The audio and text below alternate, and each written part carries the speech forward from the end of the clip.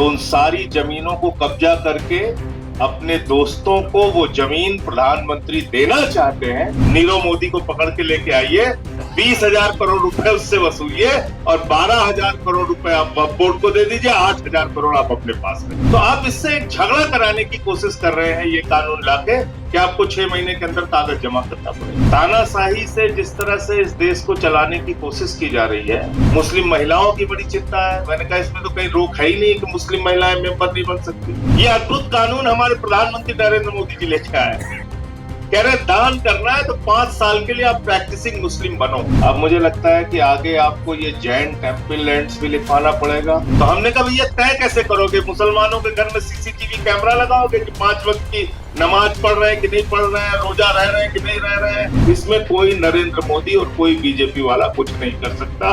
ये कानून हमको बाबा साहब डॉक्टर भीमराव अंबेडकर के द्वारा लिखे गए संविधान।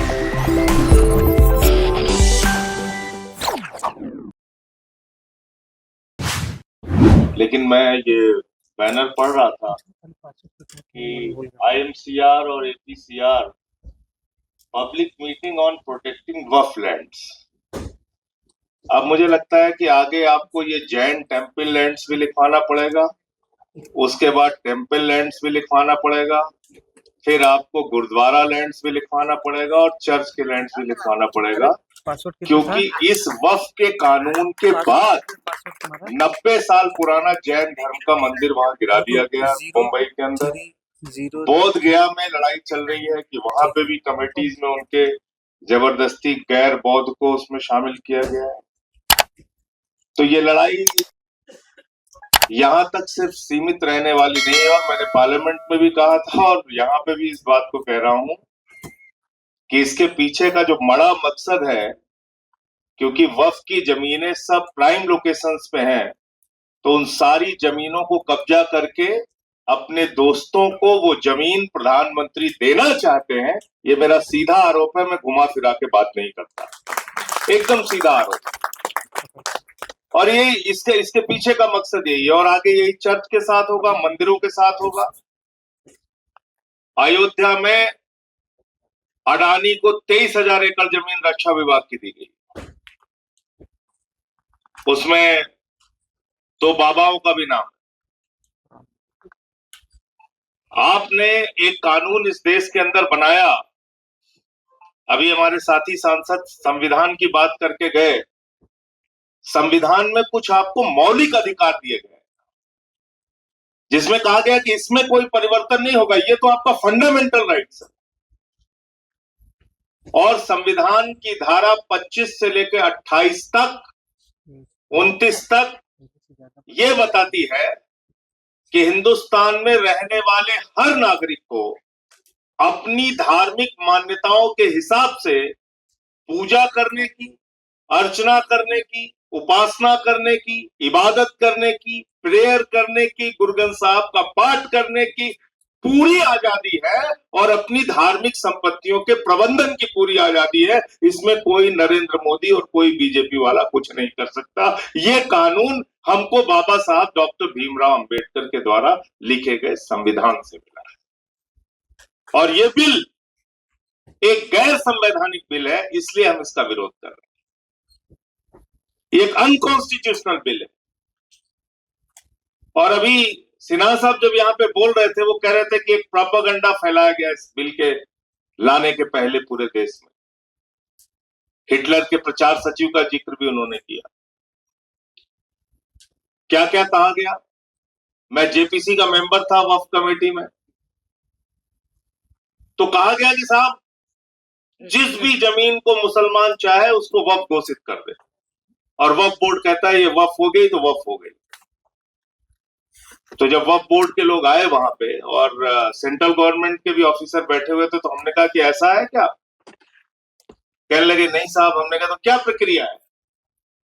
तो कहने लगे कि जिसकी जमीन है वो एक फॉर्म भरेगा, उस फॉर्म को भर के देगा कि हम ये अपनी जमीन वक्फ करना चाहते हैं, और उसके बाद आपत्ति के लिए एक समय दिया जाएगा कि ये जमीन, इंस्पेक्टर उसको जांच करेगा, सर्वेयर उसकी जांच करेगा, और आपत्ति के लिए निश्चित समय दिया जाएगा कि अगर किसी को इस जमीन के दान में कोई आपत्ति है तो अपनी आपत्ति दर्ज करा सकता है। उसके बाद वो समय निकल जाने के बाद वो संपत्ति वक्फ में दर्ज की जाती है। ये प्रक्रिया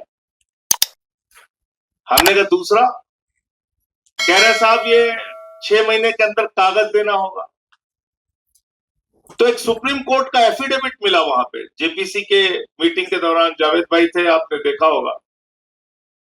गवर्नमेंट ऑफ इंडिया ने, यानी कि भारत सरकार ने, नरेंद्र मोदी जी की सरकार ने 2022 में सुप्रीम कोर्ट में लिख के दिया है कि हिंदुस्तान की 99.2% संपत्ति ऑनलाइन हो चुकी है, वामसी पोर्टल पे इसको डाल चुके हैं, ये सारी जांच हो चुकी है, ये सब पंजीकृत हो चुकी है और ये सारी की सारी प्रॉपर्टी रजिस्टर्ड है, इसके कागजात चेक किए जा चुके। तो हमने कहा फिर आपको क्यों कागज चाहिए?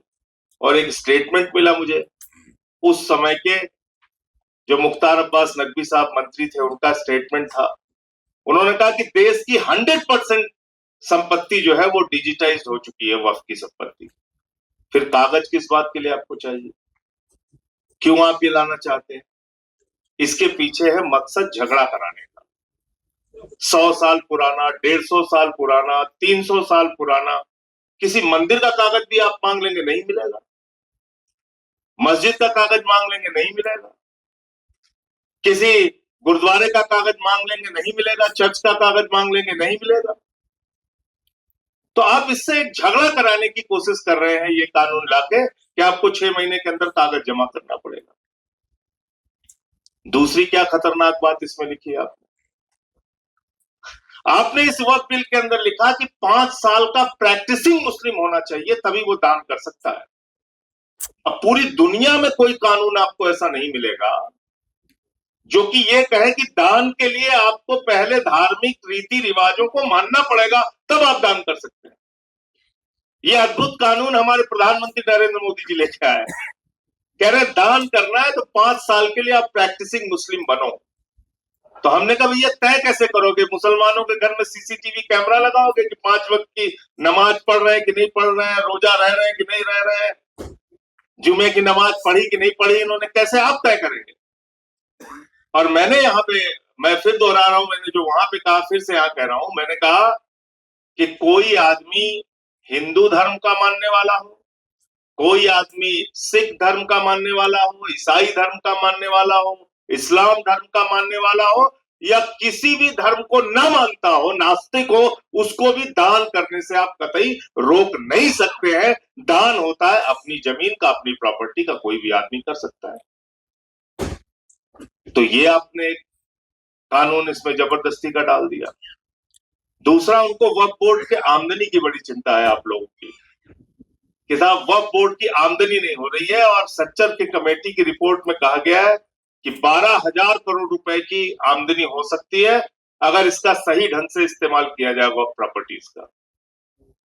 तो मैंने कहा भाई ज्यादा मेहनत मत कीजिए, आप सिर्फ एक अडानी को पकड़ के लेके आइए, वो नीरव मोदी को पकड़ के लेके आइए, 20,000 करोड़ रुपए उससे वसूलिए और 12,000 करोड़ रुपए आप वक्फ बोर्ड को दे दीजिए, 8,000 करोड़ आप अपने पास रख लीजिए। लेकिन सच्चर कमेटी की रिपोर्ट इतनी सीमित नहीं है, उसको बहुत छोटा करके दिखाया जा रहा है। मैं चाहता हूं जो लोग वक्त पे बात कर रहे हैं वो सच्चर कमेटी की भी रिपोर्ट पढ़ें, और उस सच्चर कमेटी की रिपोर्ट में यह भी लिखा हुआ है कि हिंदुस्तान के अलग अलग राज्यों में, चाहे वो दिल्ली हो, राजस्थान हो, उड़ीसा हो, मध्य प्रदेश हो, करीब करीब 363 ऐसी प्रॉपर्टी है, 363 ऐसी संपत्तियां हैं जहां सरकार ने वक्फ की जमीन पे कब्जा कर रखा है, जहां सरकार ने वक्फ की जमीन पे कब्जा कर रखा है।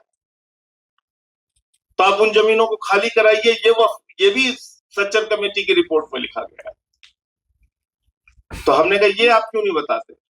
फिर कहने लगे हमें पसमादा की बड़ी चिंता है, मुस्लिम महिलाओं की बड़ी चिंता है। मैंने कहा इसमें तो कहीं रोक है ही नहीं कि मुस्लिम महिलाएं मेंबर नहीं बन सकती, वो पहले से ही है।